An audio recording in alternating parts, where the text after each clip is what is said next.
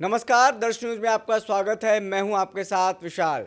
बिहार में 2 चरणों में चुनाव संपन्न हो गए हैं और अब एक दिन बाद 14 नवंबर को रिजल्ट आने हैं। लेकिन उससे पहले एग्जिट पोल जारी किया गया है और तमाम जो एग्जिट पोल हैं, तमाम जो सर्वे हैं, एनडीए को बढ़त दिखा रहा है। एनडीए की सरकार बनती नजर आ रही है। लेकिन इन एग्जिट पोल को कई लोग मानने से इनकार भी कर रहे हैं कि एग्जिट पोल का जो सैंपल है वो कहीं ना कहीं गलत है और 14 तारीख को सबको इंतज़ार है। लेकिन हम आज हमारे सहयोगी दक्षा के साथ बात करेंगे कि क्या समीकरण रहे हैं चुनाव जीतने हारने को लेकर, कौन इस चुनाव में किसका पलड़ा भारी है।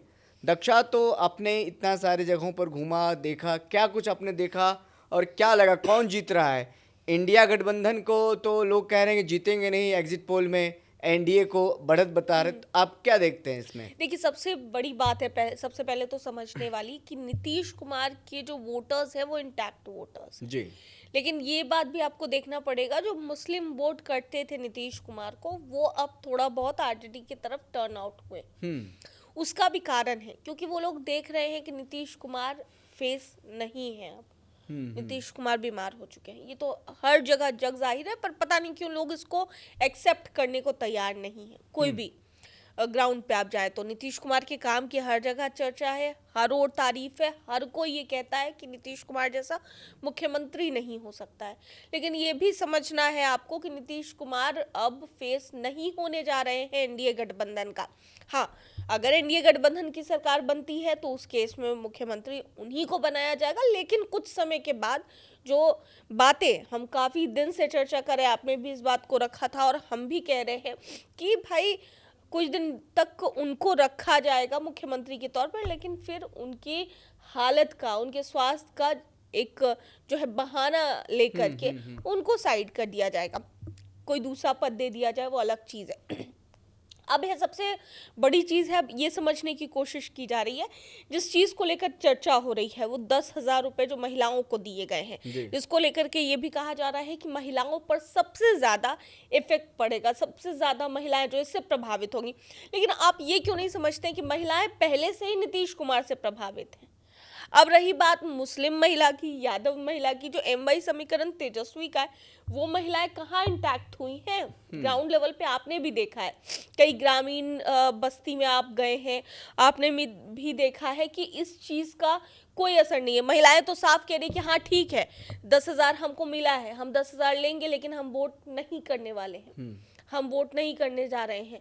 हम जो इंटैक्ट वोटर्स हैं वो तेजस्वी। उन महिलाओं को आप अपने तरफ, जो एनडीए की सरकार है या एनडीए के जितने भी लीडर्स हैं, पार्टियां हैं, वो उन महिलाओं को या उन लोगों को अपने ओर टर्न आउट होने में कोई फायदा उनको नहीं हुआ है।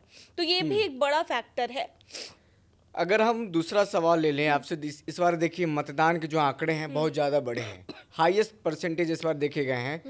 कुल मिलाकर के अगर हम बात करें तो महिलाओं ने 8 से 9% रिकॉर्ड स्तर वोट किया है ज़्यादा। पुरुष मतदाता 62% वोट किया है, तो महिलाओं ने 71% महिलाओं ने वोट किया है, जो 9% ज़्यादा है। तो ज़्यादा मतदान जो हुआ है किस ओर बताता, सबसे दिशा पहली क्या बात तो है कि इनका? ज्यादा मतदान हुआ नहीं है। ये चीज सबको समझने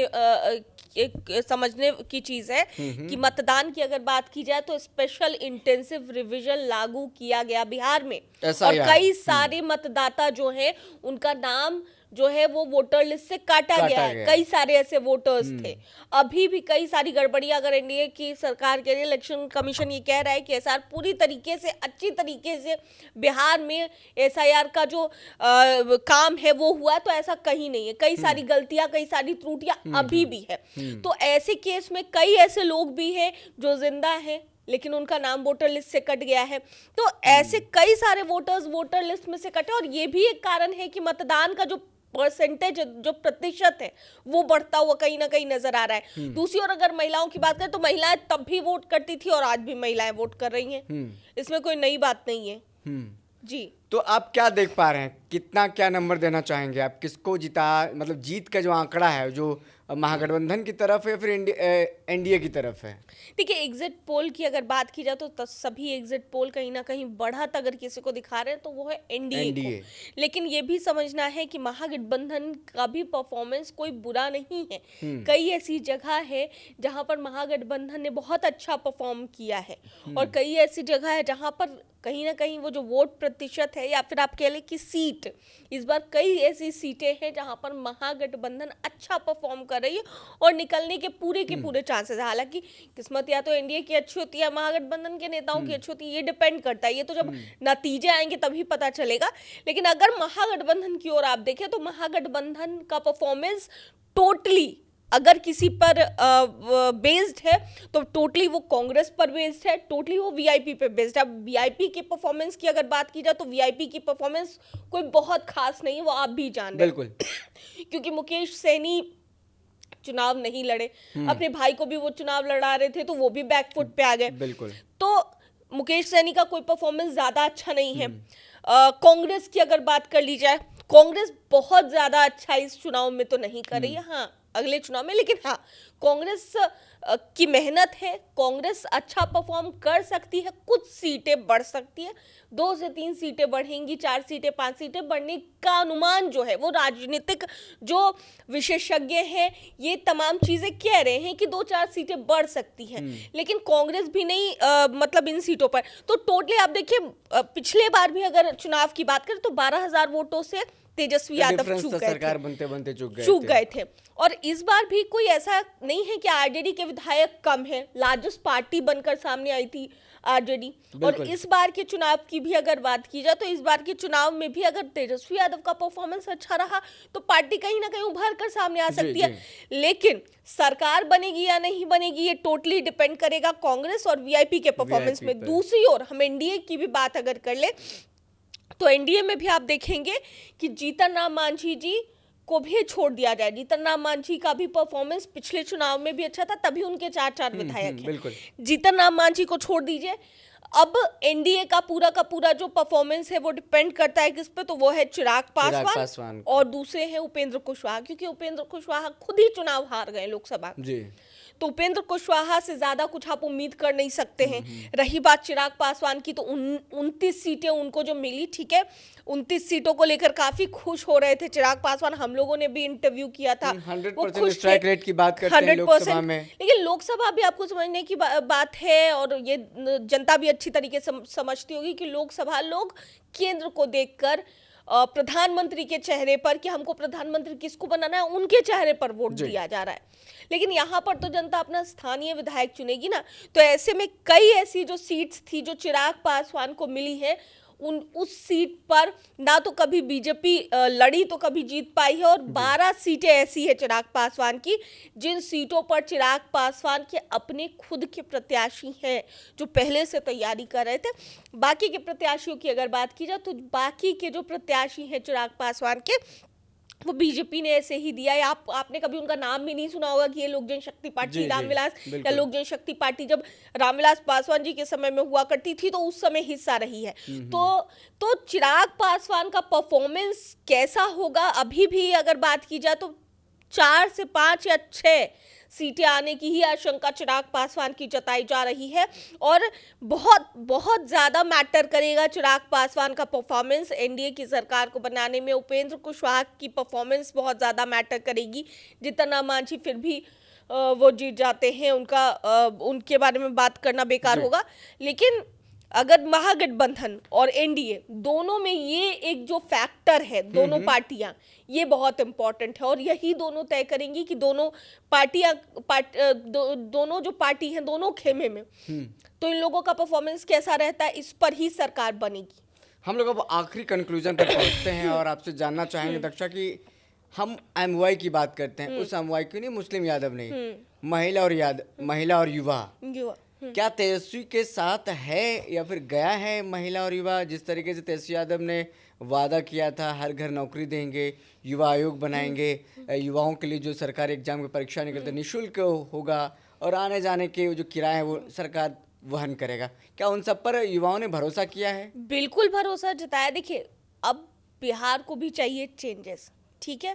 बिहार भी अब चेंज खोज रहा है, बिहार के युवा भी अब चेंज खोज रहे हैं। सबसे बड़ी चीज इसमें एक गौर करने वाली बात है कि कई लोग कह रहे हैं कि कहाँ से, मतलब बहुत लोग टेक्निकली इसको समझा रहे हैं कि बिहार की आबादी इतनी है, इतने करोड़ नौकरियां।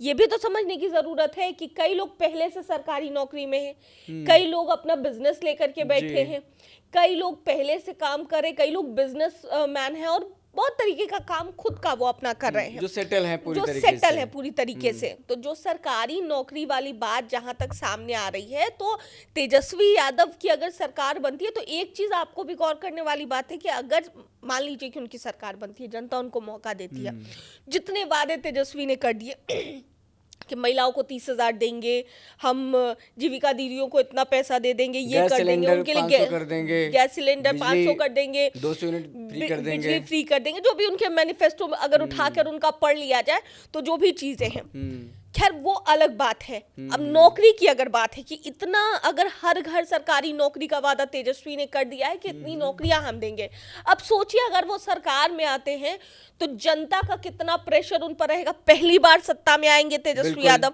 जनता का प्रेशर तो रहेगा ही। जितनी बार प्रेस कॉन्फ्रेंस करके तेजस्वी यादव ने इस बात को दोहराई है, मीडिया का भी पूरा प्रेशर उनके ऊपर रहेगा।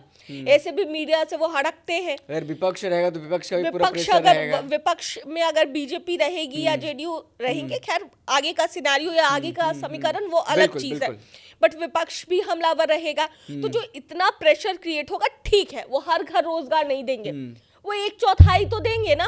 जितना प्रेशर उन पर रहेगा तो 1/4 तो रोजगार तो मिलेगा ही मिलेगा। तो ये भी चीजें तो समझने की है। तो ऐसे में कई लोग हैं जो भरोसा जता रहे हैं, कुछ लोग हैं जो अभी भी इस परसेप्शन को लेकर के चल रहे हैं, जंगल राज वाली बात को लेकर के चल रहे हैं। ये परसेप्शन ज्यादा बीजेपी और जो एनडीए की तरफ से उठाया जा रहा है, ये परसेप्शन कितना काम करेगा इस बार? ये परसेप्शन देखिए, लोगों को भी समझ आ रहा है कि लालू यादव के चेहरे पर अब चुनाव नहीं हो रहा है, ये चुनाव है पूरी तरीके से तेजस्वी के चेहरे पर जी। और तेजस्वी यादव बार बार ये चीज दोहराते नजर आते हैं कि हमारी सरकार बनेगी, हम अपराधियों को जेल में डाल देंगे, हम ये कर देंगे, वो कर देंगे। आप कल या परसों का ही प्रेस कॉन्फ्रेंस उनका सुनिएगा, उन्होंने साफ कहा है कि मेरी सरकार बनेगी, जितने अपराधी हैं उनको जेल कर देंगे, खरमास के महीने में जेल भेज देंगे। तो ये तमाम चीजें तेजस्वी यादव बयान क्यों देते हैं? एक जो जंगल राज का एक इमेज या परसेप्शन जो अपने नैरेटिव जो अपने मन में लोगों ने बनाने की कोशिश बना कर रखी हुई है, या उस वजह से लोग सोचते भी है कि चलो तेजस्वी यादव यंग लीडर है, यूथ लीडर है, तो हम थोड़ा भरोसा जताएं, लेकिन यही सब चीजों की वजह से लोग पीछे भी हट जाते हैं। तो कहीं ना कहीं इस चीज को दूर करने की तेजस्वी यादव कोशिश पुरजोर कर रहे हैं, पर इस कोशिश में कितने कामयाब हो पाते हैं ये तो 14 नवंबर को ही पता चलेगा। अकॉर्डिंग टू यू, अगर हम एनडीए की बात करें तो 10 में से कितना नंबर देना चाहेंगे आप? 10 में से देखिए, एनडीए नंबर देना जो है वो अभी जायज नहीं होगा, क्योंकि अब 14 नवंबर को जब रिजल्ट आएगा तब बस एक दिन और बचा है। जिस तरीके से ओवरऑल एग्जिट पोल्स आ रहे हैं, सब कोई उसमें दिखा रहा है कि एनडीए की सरकार बन रही है, 150 से 160 सीटें, कोई 166 सीटें दे रही है। तो एक ओवरऑल दिमाग में लोगों से बात करने के बाद वो बना होगा कि हाँ, ये एनडीए का रुझान है या फिर ये एनडीए का रुझान सबसे ज्यादा। अगर किसी को विधायक जीत कर एनडीए की पार्टी में भी कोई आएगा तो वो पार्टी होगी जेडीयू। जी, जेडीयू एक बड़ी पार्टी बन के उभरेगी इस चुनाव में, बड़ी पार्टी बनकर उभरेगी जी। क्योंकि नीतीश कुमार जिस स्ट्रैटेजी पे काम करते हैं अभी भी, भले ही वो बूढ़े हो गए हो, अस्वस्थ हो, पर नीतीश कुमार अपनी पार्टी के लिए पूरी तरीके से काम कर रहे हैं और सर्वमान्य है अभी तक, वो अभी भी सर्वमान्य है, उनको इग्नोर नहीं किया जा सकता है जी। और इस बार वो बड़ी पार्टी बन के उभरेगी और इस स्ट्रैटेजी पर वो अभी काम कर रहे हैं। देखिए, और महागठबंधन की तरफ से कितनी तैयारियां रही, क्या कुछ रहा वो चुनाव में अपडेट, वो तब्दील हो पाया वोट में? देखिए, महागठबंधन की ओर से अगर तैयारियों की बात करें तो तैयारी सिर्फ तेजस्वी ने की है, कांग्रेस ने तैयारी नहीं की है। कांग्रेस अधिकार यात्रा राहुल गांधी अधिकार यात्रा में राहुल गांधी आए थे, तो वहां कहाँ था आपका आधार दिखा कांग्रेस का? नहीं दिखा।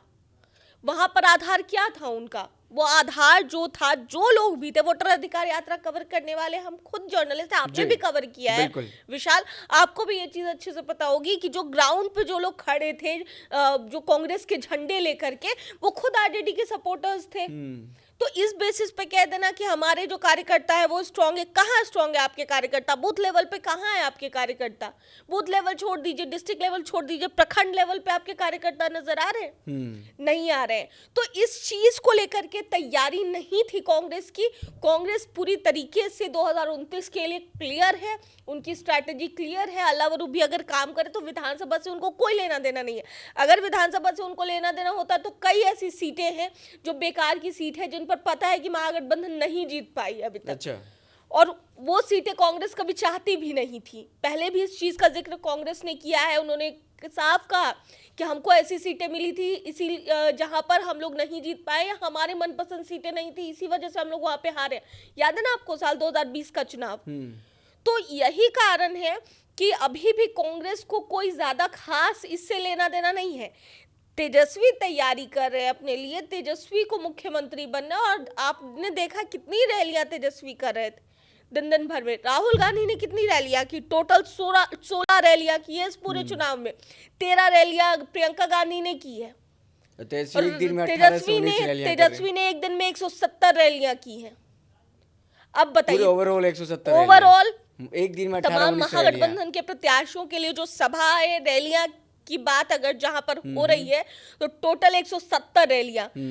राहुल गांधी ने 16 रैलियां की है, प्रियंका गांधी ने 13 रैलियां की है। तो ये डिफरेंस, कितना डिफरेंस है आप भी समझ सकते। आखिरी सवाल है, according to you as a journalist, किसको आप चाहेंगे कि वो जीत रहा है? क्या लग रहा है आपके मन में? देखिए, जीत हार ये तो 14 नवंबर को पता वो तो सबको पता है, 14 नवंबर को जब पिटारा खुलेगा मतदान का तो वो होगा। लेकिन एज ए जर्नलिस्ट आप क्या देख पाए कि क्या समझ पाए कि ज्यादा रुझान किसके तरफ था, युवाओं का, महिलाओं का? ग्राउंड पे नीतीश कुमार जनता की पहली पसंद है। बिल्कुल। और बिहार में नीतीश कुमार जिस तरफ रहते हैं उस तरफ सरकार बनती है। और आगे आगे देखिए बिहार है होता है क्या। चलिए, बिहार है होता है क्या, आगे आगे देखिए। लेकिन बस एक दिन के बाद 14 तारीख आता है। 14 तारीख को जब पेटी खुलेगा, सुबह 7 बजे से ही काउंटिंग शुरू हो जाएगी।